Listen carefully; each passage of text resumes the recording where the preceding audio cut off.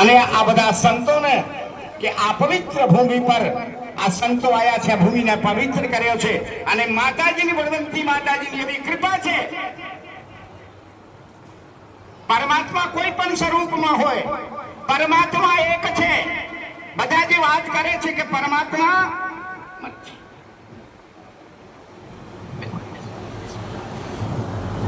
પરમાત્મા એક જ છે, પણ ગીતામાં ભગવાને કહ્યું છે યે યથામાં પ્રપદંતે તામસ્તમ ધમ્યમ.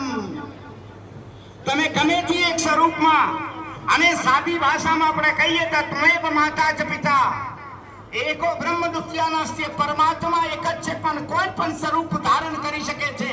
તો આજ બળવંતીમાં ના આંગણમાં પ્રાંગણમાં આ બધા જ સંતો જે સમજી લો, તમે આજ પરમાત્માના દર્શન કરી લો.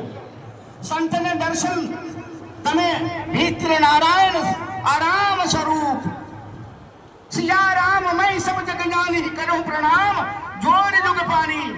આ બધા જ સીતારામનું સ્વરૂપ છે. આટલા બધા